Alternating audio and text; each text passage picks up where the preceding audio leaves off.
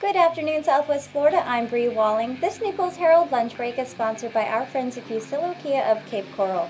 This afternoon, we'll tell you about charges stemming from Mueller's investigation, the rescue of 2 women after 5 months at sea, and more.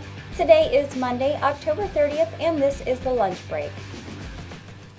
President Trump's former campaign chairman Paul Manafort and former business associate Rick Gates were indicted today on charges of conspiracy against the U.S., money laundering, and several other financial charges.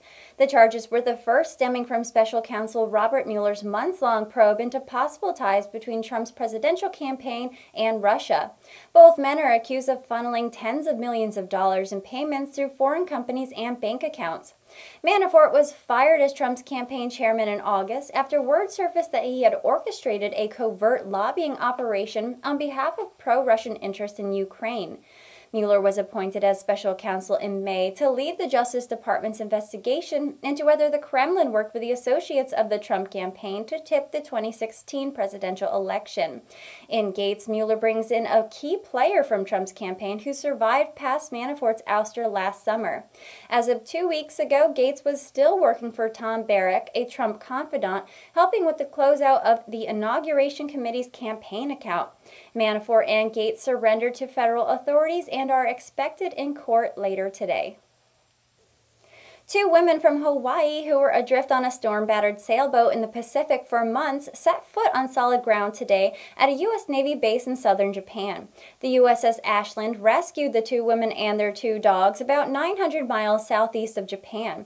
They had left Honolulu on May 3rd aboard a 50-foot ship for what was supposed to be an 18-day trip to Tahiti.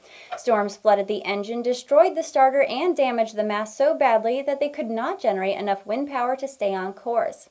They had run out of food for the dogs and began sharing their own, leaving their food supply 90% depleted by the time they were rescued.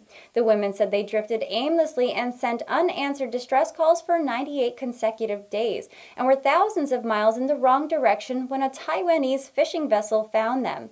That ship was not equipped to bring the sailboat back, so it was abandoned at sea. The 2 women still hope it will be found and they can repair it. If not, they said they want to build an unsinkable and unbreakable boat and set out for Tahiti again. Although they had experienced sailing the Hawaiian Islands for 10 years and spent 2 years preparing for the voyage, they acknowledged that they may not have been as prepared as well as they could have been. It's been one epic year for women, a notion definitely not lost on Glamour magazine, as it named its Women of the Year from the worlds of politics, entertainment, fashion, business, and more. Among the winners are U.S. Representative Maxine Walters, 27 key facilitators of the Women's March on Washington, and astronaut Peggy Whitson. Glamour's editor-in-chief called the nominees wildly diverse changemakers who reflect this tumultuous and electric year for women. Other winners include Nicole Kidman, singer Solange Knowles, Syrian refugee Mazoun Amalahan, late-night TV host Samantha Bee, supermodel Gigi Hadid, Dior's first female creative director Maria Grazia Chiuri, and Wonder Woman helmswoman Patty Jenkins. All winners will be on hand for the magazine's annual awards night on November 13th in Brooklyn, New York, and will be featured on multiple Glamour covers in a spread for December. Read more about the nomination of these inspirational women online.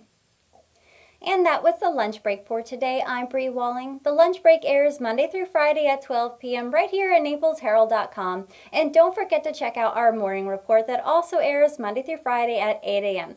Thank you for watching. We'll see you tomorrow.